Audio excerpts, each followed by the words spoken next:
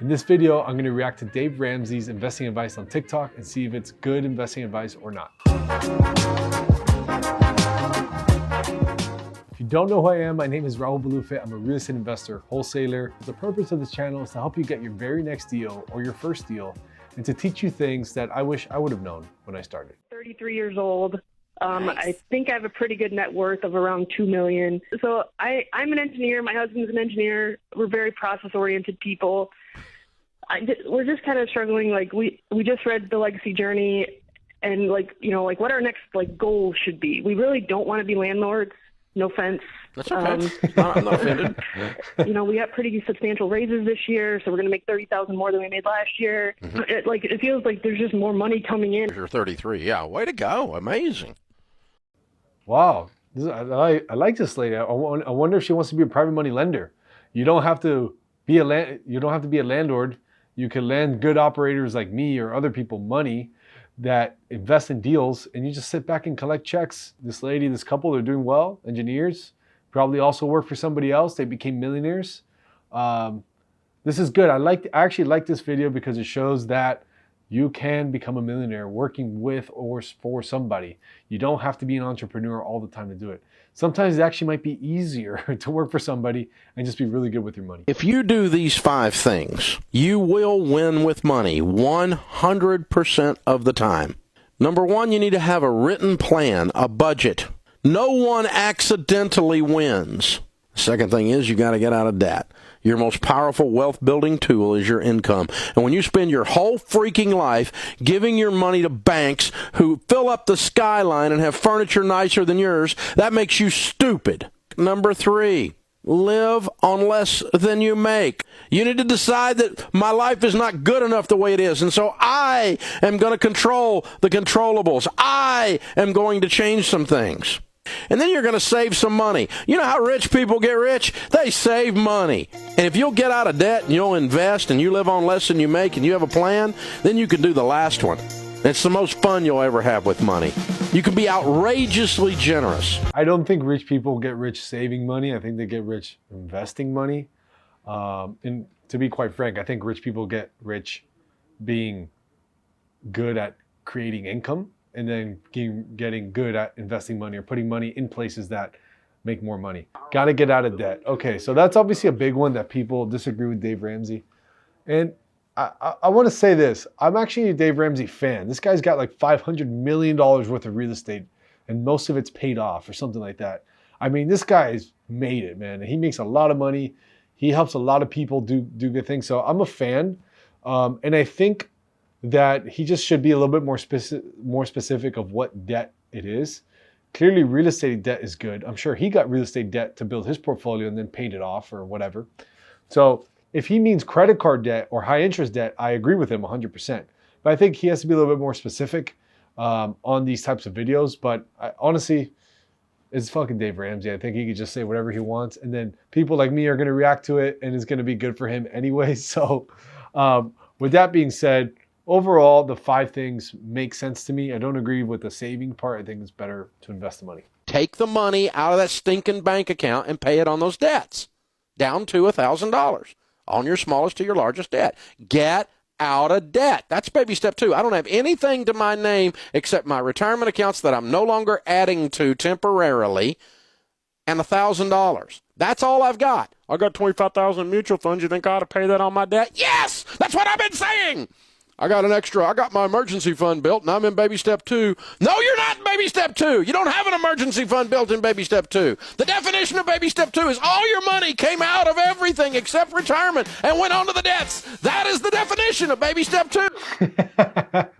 Oh man, he would be a good pastor, like preaching to the choir. I mean, I think he should have like a financial church or something that a bunch of people will go to in like an auditorium in Georgia or something. And it'll be epic. So yeah, get out of debt. Yeah, I mean, get out of debt. Yeah, I don't think people should have a lot of debt except for good real estate debt. But it's up to you. It's just funny because hearing him scream, I'm kind of like distracted. I don't think I've seen Dave Ramsey scream like that just yet. So really good video. When I was in my 20s, I went completely broke because I was stupid and I went into debt up to my eyeballs buying real estate.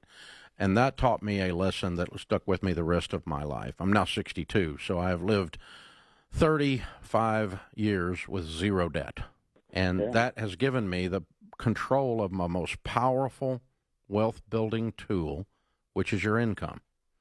And it's easy to visualize this. If you had no payments and you were in control of your money with a written game plan where you're telling every dollar what to do, you could enjoy life and also invest aggressively and not be broke.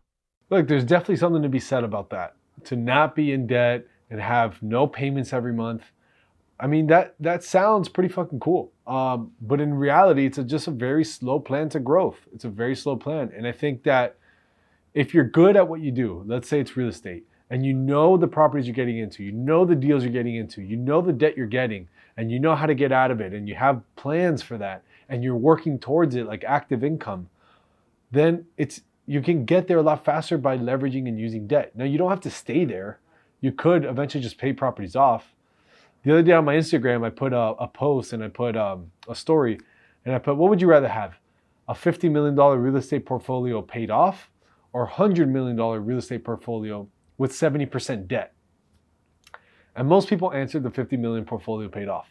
And honestly, my answer is kind of like, and I'm curious to see what I know Dave's answer was going to be 50 million paid off. But my answer was, it depends.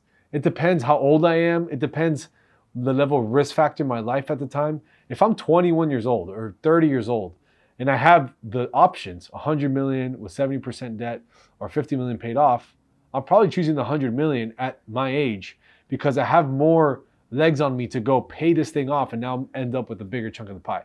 This is obviously a more chill method, which is probably like what Dave Ramsey would say. And there's nothing wrong with his advice. I just think that it'll lead to more mediocre thinking, and it'll lead to smaller goals and smaller ambitions, is all I'm saying. Definitely, if you get into debt, know what the fuck you're doing. Like, know what you're doing and get into it with a real plan and a backup plan to get out of it. Honey, you're broke.